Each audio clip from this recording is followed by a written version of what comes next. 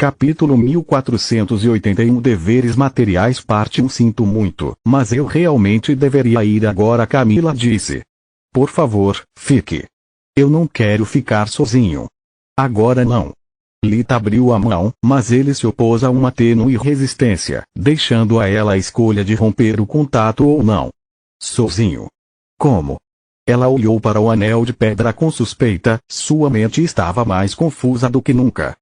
Solos não é uma coisa. Ela tem sua própria dor e, em momentos como esse, temos que romper nosso vínculo para não permitir que nossos sentimentos negativos fluam um para o outro até que nos afogurem. Kila foi a primeira pessoa que nos abordou na academia sem uma agenda oculta.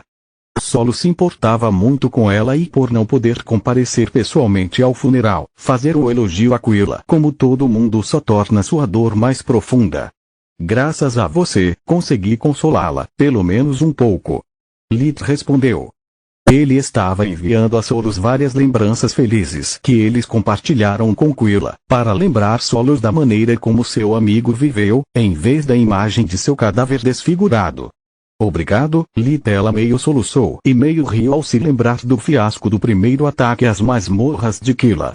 Agradeça a Camila por mim e me leve para casa. Não quero ficar no meu ringue nem mais um segundo.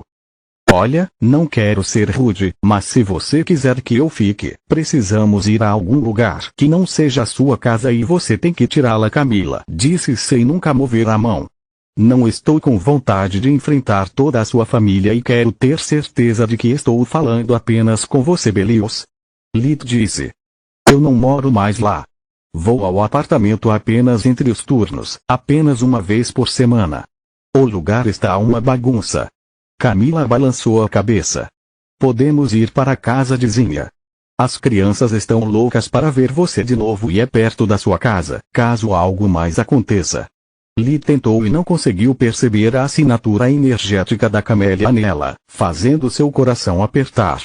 Ela não tem isso consigo e não mora mais em Belius. Acho que ela deve ter deixado murchar. Talvez tenhamos realmente terminado. Lee pensou. Girne cancelou o velório que havia planejado após o funeral, mandando todos de volta para suas respectivas casas. A façanha de Deiros a deixou nauseada e levou o resto da família Ernaz à beira da loucura. Seus filhos e seu marido precisavam de paz, sem desperdiçar o pouco foco que lhes restava entretendo seus convidados e conversando sobre coisas que aprofundariam suas feridas. Assim que chegaram ao portão do celeiro, Lee confiou os solos a Elina, que abraçou Camila brevemente antes de ir embora. Elina foi até o local do geyser de mana na floresta de Travo, permitindo que a torre se formasse para que Solos pudesse finalmente chorar todas as suas lágrimas enquanto desfrutava do calor suave do abraço de uma mãe. Seu corpo energético estremeceu quando Solos agradeceu interiormente a Camila novamente por ter levado Lita embora. Solos não queria que ele a visse tão fraca nem se preocupasse com ela. Por que sou tão frágil enquanto você é tão forte? Solos soluçou, segurando Elina com força, tomando cuidado para não machucá-la.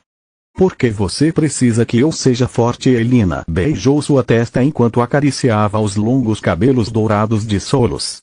Pobre criança, você perdeu tanto, mas sempre esteve tão preocupado com Lir que nunca se permitiu sentir o que você quer dizer. Solos fungou. Que talvez, enquanto você se considerasse apenas uma torre, você vivesse a vida de Lita em vez da sua. Você nunca teve a oportunidade de amar alguém que ele não amava, de sair com alguém de quem ele não gostava. Elina disse, você nem tentou descobrir o que aconteceu com sua mãe ou o que aconteceu com os pertences e parentes dela. A morte de Kila é um acontecimento terrível, mas pode ser sua primeira oportunidade de não se preocupar com ele e focar em si mesmo. Não há nenhum lado abominável para conter aqui, nenhuma batalha para travar, apenas você e eu. Ela abraçou Solos com mais força enquanto a carregava para o sofá mais próximo e a cobria com um cobertor. Graças aos deuses pela falta de imaginação de Lit. A cozinha é idêntica de casa. Elina pensou enquanto preparava chá quente com leite. Você fez a coisa certa ao sair do lado de Lit. A menos que você aprenda a cuidar de si mesmo e a separar seus sentimentos dos dele, você nunca será você mesmo. Todo mundo tem o direito de ser egoísta às vezes. É o que nos torna humanos e felizes. Você não pode aprender a compartilhar com outras pessoas se não tiver nada próprio. Elina mordeu um biscoito, quase quebrando os dentes. Você fez isso? Sim. São um pouco crocantes demais, mas são gostosos, né? Solos perguntou. Mas como uma pedra, querido. Nem todo mundo tem a boca de um Tiamat ou de uma torre. Elina jogou o biscoito, fazendo quicar no chão e ainda assim sair ileso do impacto. Oh, deuses, sinto muito, Elina. Você conseguiu. Calma, criança. Não há necessidade de se desculpar. Elina bagunçou o cabelo. Agora beba seu chá e grite. Podemos nos preocupar com suas habilidades culinárias mais tarde. Você pode me ensinar. Solos descansou a cabeça no ventre de Elina quando a exaustão finalmente a alcançou, fazendo seus olhos caírem. Claro. Para que serve uma mãe? Elina disse, obtendo um ronco alto em resposta. Pela primeira vez desde o dia em que Kila morreu, a mente de Solos finalmente ficou em paz. Estou de volta, Zin. Temos um convidado. Camila disse enquanto passava pela porta. Bem-vindo de volta, tio Lit. Sentimos muito a sua falta. Onde você esteve? Frei e Filia disseram enquanto o abraçavam de alegria. Sinto muito, crianças. Lit engoliu sua dor e fez o possível para colocar um sorriso no rosto enquanto bagunçava seus cabelos. Tia Camille e eu tivemos uma pequena discussão, então tive que dar algum espaço a ela. Zinnia se virou do fogão para encará-lo, seus olhos reduzidos a fendas cheias de dúvida e suspeita. Mas ela trabalha a maior parte do dia enquanto você ainda está desempregado. Por que você não me visitou durante o horário comercial? Lilia, a mais velha dos dois irmãos, perguntou. Porque eu estava com medo da sua mãe. Ele respondeu honestamente, fazendo as duas crianças rirem. Visitar as crianças significava visitar Zinnia e ela teria me feito perguntas que não consigo responder. Ele pensou. Um arquimago tem medo da mamãe. Frei olhou para a mãe com respeito renovado. Não se preocupe, tio Lit, ela é inofensiva. O pior que ela pode fazer é engordar você, como fez com Volgon e Brionac. Ele apontou para as duas feras mágicas que jaziam aos pés de Zinnia com suas barrigas expostas, na esperança de sentir pena ou pelo menos pegar qualquer ingrediente que escorregasse de suas mãos. Mas ele tem razão. Filia disse com uma cara pensativa que era adorável em uma menina de 10 anos. Até o tio Zogar é um arquimago e tem medo da mamãe. Muitas vezes ele foge sem motivo. Ela deve ter alguma habilidade secreta. Normalmente, Zinnia teria corado com a filha, mencionando como Vastor foi embora no momento em que as coisas ficaram românticas demais para o gosto dele, mas o caos em sua mente a impediu de demonstrar qualquer emoção que não fosse uma reprovação silenciosa. Capítulo 1482 Deveres Materiais Parte 2 Zinnia imaginou aquele momento inúmeras vezes, preparando discursos prolixos para pregar Lit na parede e exigir uma explicação por ter feito sua irmã mais nova sofrer. No entanto, no momento em que ela ficou na frente dele e viu sua mão estendida, tudo que ela pôde fazer foi afastá-la e abraçá-lo como um irmão há muito perdido. Por mais zangada que estivesse com ele, Zinnia não conseguia esquecer que Lit foi o primeiro homem que ela viu.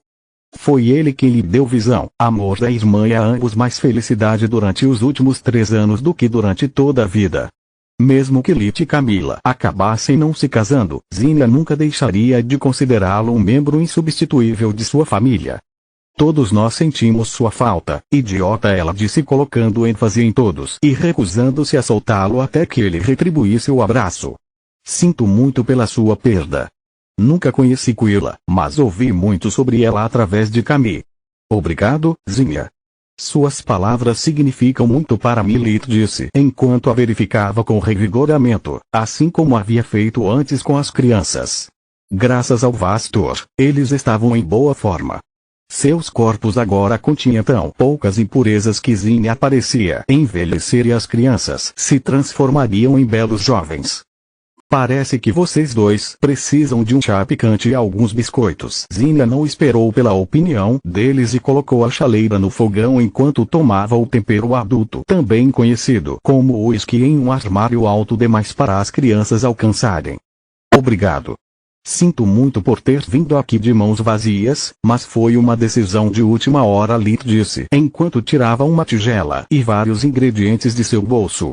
Isso deve compensar minha grosseria e estar pronto na mesma hora que o chá. As crianças ficaram maravilhadas com a espátula misturando leite, ovos, açúcar, creme, chocolate em pó e baunilha, enquanto a magia da água lentamente os transformava em sorvete.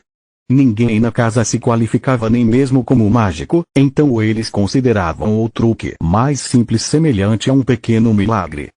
Quando o chá ficou pronto, Lit serviu uma porção farta a todos enquanto Zinnia servia o uísque nas xícaras.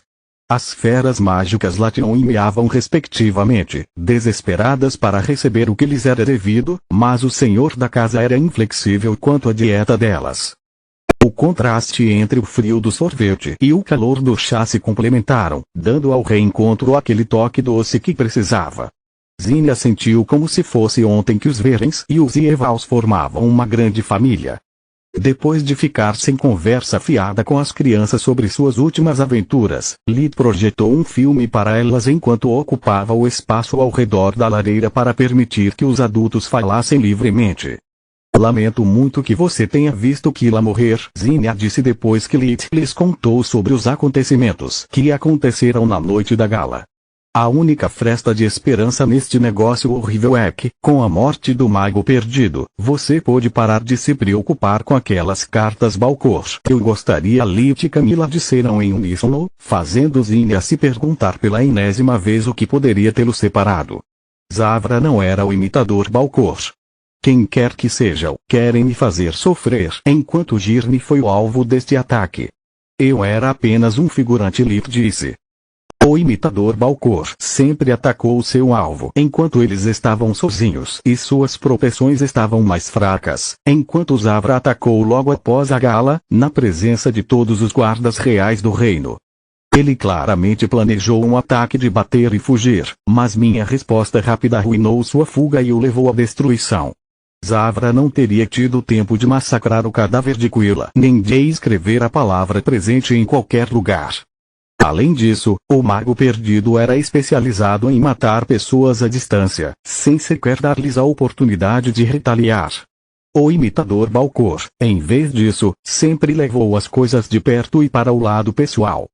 Depois da morte, eles ainda levam tempo preparando a cena para que a equipe de primeiros socorros veja o cadáver primeiro e a mensagem imediatamente depois. Eles não querem tanto testemunhas quanto um público para impressionar. Para Zinnia, tanto Zavra quanto o imitador Balcor pareciam loucos que causavam arrepios na espinha. Ouvir Lit falando deles quase com respeito, tentando entender por que como eles cometeram seus assassinatos só a fez se sentir pior. O único lado positivo desta situação é que agora Zavra está morto e que o imitador de Balcor não é Balcor. Ele sempre enviava seus cartões para seus alvos, marcava uma data e depois os enfrentava de frente, todos ao mesmo tempo. Camila disse.